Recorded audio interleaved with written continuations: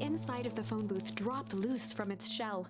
Without even the space to panic, they closed their eyes, held their breath, and accepted their fate. Suddenly, the chaotic descent slowed to an effortless landing. It was unclear where they ended up, but at least it was solid ground. Finally get to see the inside of this place. The air was stagnant and smelled vaguely of chlorine. I knew it! You knew there was a secret hub full of strange tubes under the phone booth? Ellipses.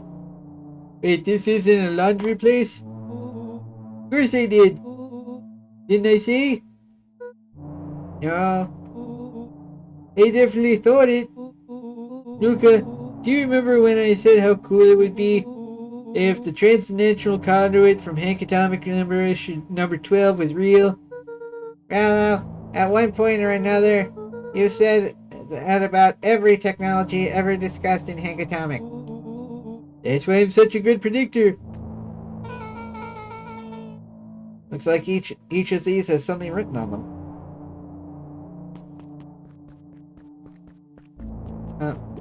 Yeah, let's look at this first.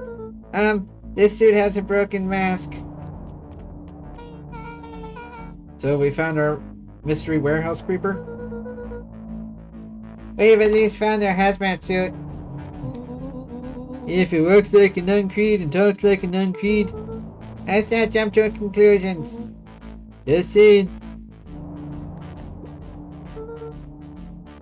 Valentine Fertilizer Warehouse. Isn't that where you almost got snatched? Yeah. Why would Perennial Harvest have a tube going to the old Valentine place? This is starting to feel like something big. Perennial Harvest main office. That's where my mom works. What does she do? Science stuff. Is she involved in all this? We just moved here. How can she be involved? True. Mining Operations Alpha. You guys have mines here? Not that I know of. This town is all farms and fertilizer. And a series of tubes. But we said you can only trust a miner up to the point when they hit the gold. Not sure how that wisdom applies in this exact situation. That's the thing about Pa, you don't always realize what he means until it's too late. That's a lot of buttons. I'm gonna push them all. And aside, Earthlings, I've read enough of Hank Atomic to know my way around sci-fi stuff. Rollo's hands hovered over the field of blinking buttons. Meeny, meeny, miny. Rollo, what did you do? Nothing. I didn't even mow yet. What was that? Hide! Where? There's nothing but weird tubes down here. Let's get back.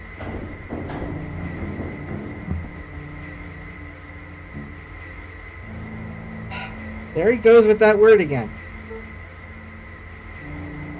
And now you're saying it. You're a bad influence, man. You assume.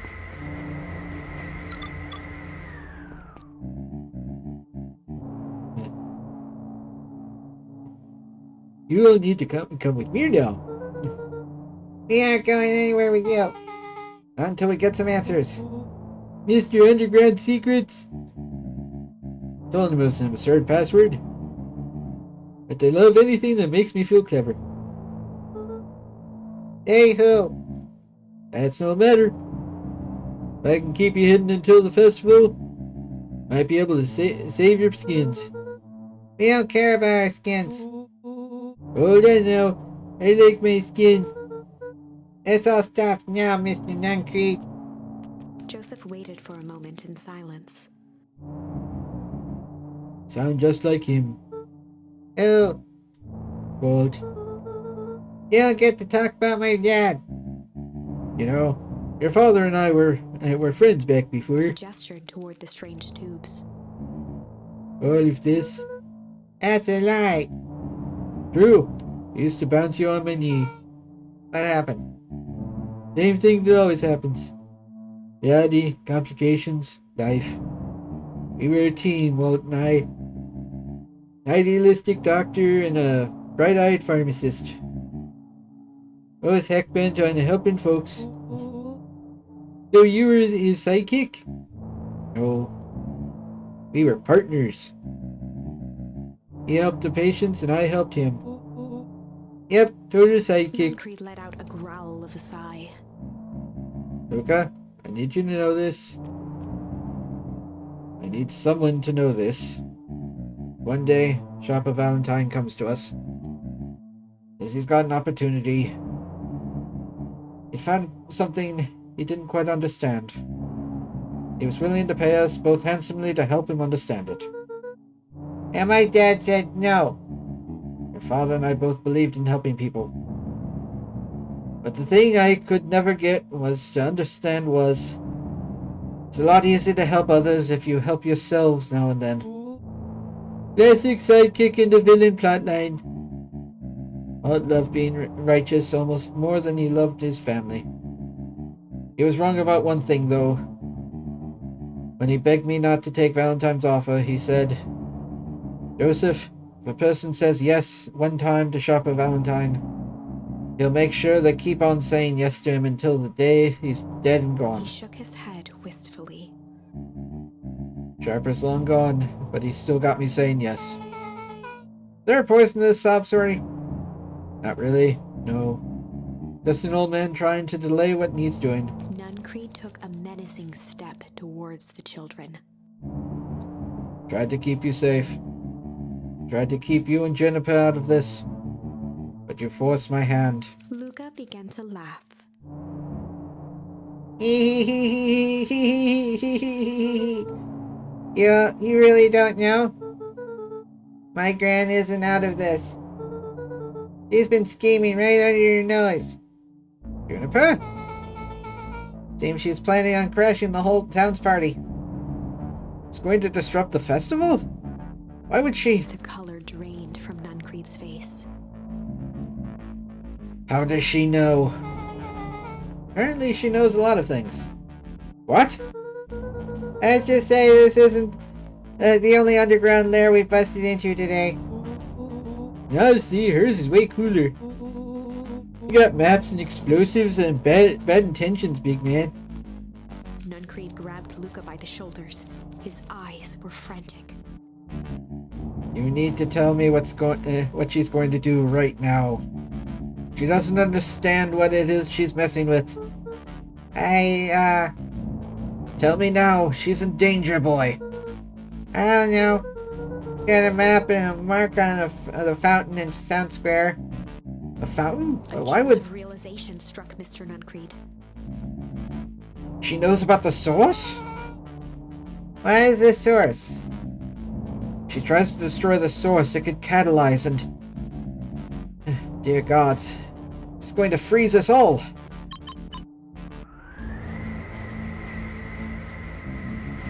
You all need to run. Run where? Away.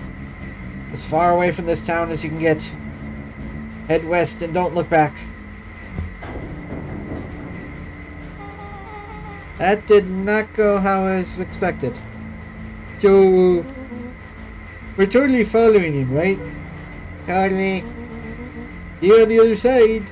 Whee! You good? Yep. Whee! I love this time. Whee! Chapter 8. The Cold, Hard Truth. Beck leapt up, allowing the suction to yank her into the dark. Dimness eclipsed around her like the shutter of a camera, as she seemed to cover great distance in mere moments. Her only points of reference were glints of upcoming turns, which approached with frightening speed, only to carry her gracefully along. She heard the tinny, distant echoes of Rollo's glee.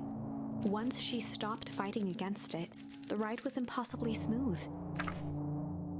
Then, all of a sudden, as if minutes had passed in an instant, light blazed into view. A burst of wintry air snuffed across her face, and she was flung out into the cold.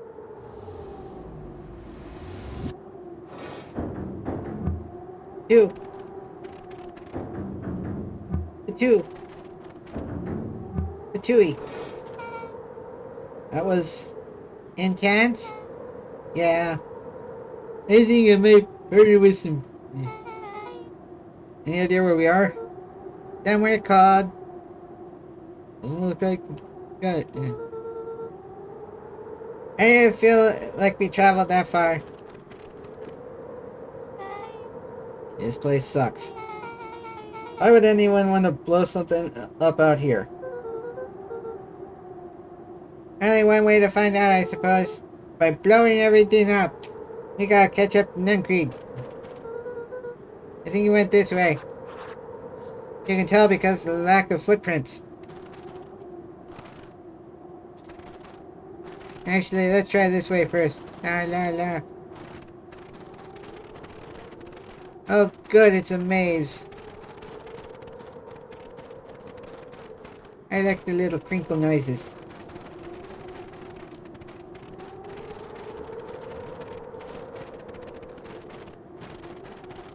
Whee! Wait a minute. Okay, this is starting to feel really familiar. I may not be the most well-versed of all things in Beacon Pines, but this does look like some sort of frozen replica of town. Ah, I got it.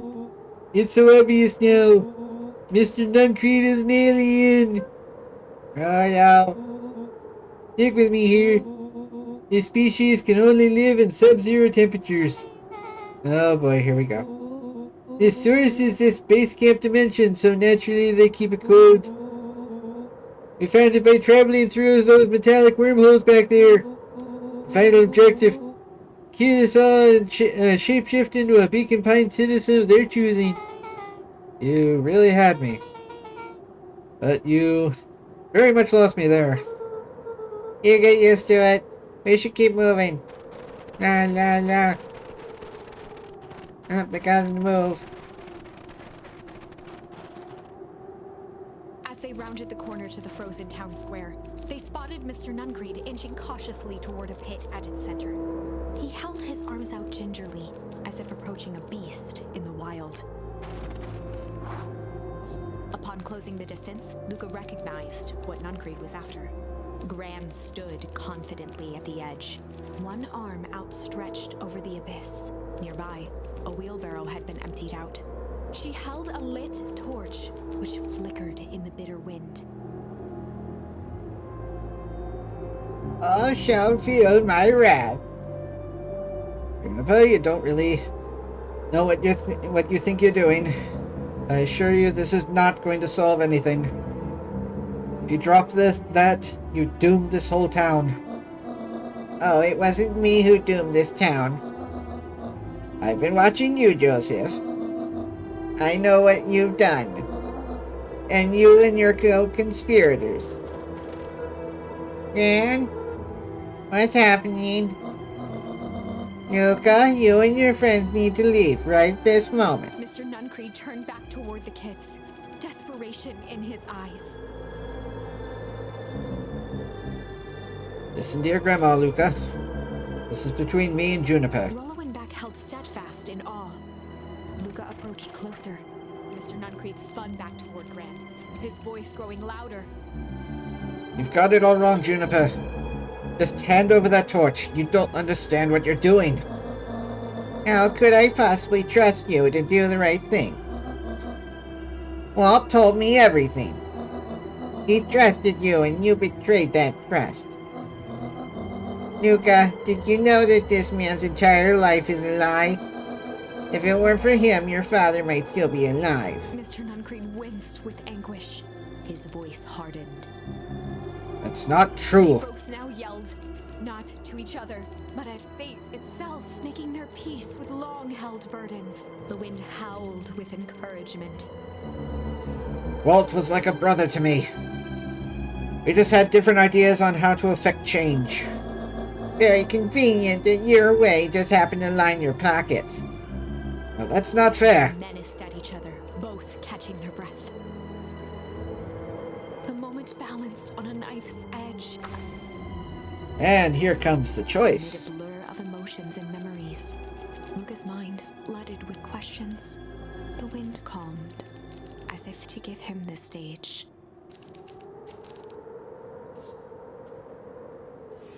And in the stillness, he began to weep. It was all just too much. Falling to his knees, Luca whimpered softly. The tears crystallized as they hit the snow. Gran stared at Luca for a moment with warm sympathy, remembering why this was all necessary. This will all make sense soon, Luca. And everything can go back to normal. I promise. She stiffened up and brandished the torch at Mr. Nuncreed. Burn the witch. You can't hide behind those people any longer, Joseph. Once this precious source is destroyed, we'll see where their loyalties lie. Juniper, don't. Ignoring his final plea, Gran flung the torch into the deep darkness. I summon thee, Balrog. She smiled and exhaled in relief. Mr. Nuncreed moaned in resignation. The torch echoed as it ricocheted down the hole, punctuated with a thunderous thud. You see, Joseph, I've learned one very important lesson in life. If you want things to change, then you must be willing to... Before Gran could finish, the ground shook her to silence. Oopsies.